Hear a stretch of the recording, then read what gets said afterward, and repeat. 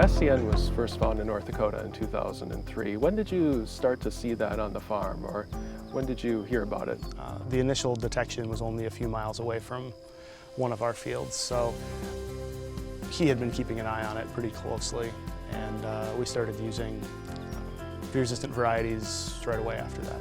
So did you ever see any yield loss from SCN? We've been able to have really good soybean varieties that fit all of our agronomic needs, and so it's been good, but we realize that that's kind of a limited pool in terms of how we manage SCN long term.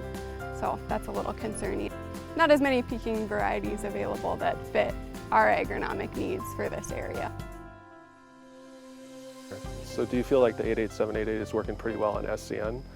Putting an 88788 variety out there year after year against those high levels, I mean, you're asking to develop resistance, and so we need more sources of resistance in the commercial lines.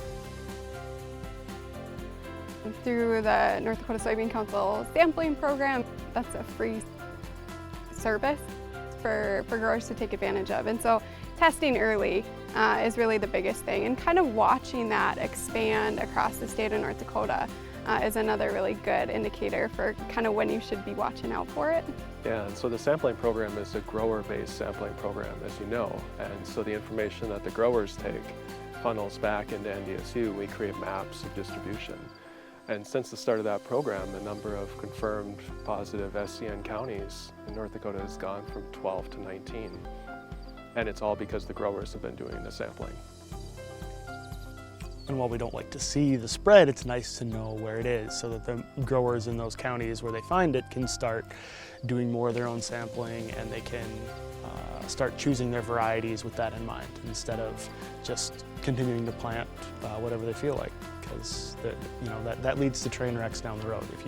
If you aren't managing for soybean cyst nematode, it will get ahead of you. You know, every time we're out in a soybean field, we're always kind of looking for those anomalies, whether it's a weed-resistant patch that we have in the field or some disease that doesn't look entirely familiar. And so, you know, that's a big part of how we try to stay on top of things on this farm, is just trying to get out there and scout often and regularly, and ask questions when we see something that looks a little bit off. I think I've been very lucky that we've managed to catch it on the early side of things and continue to monitor it.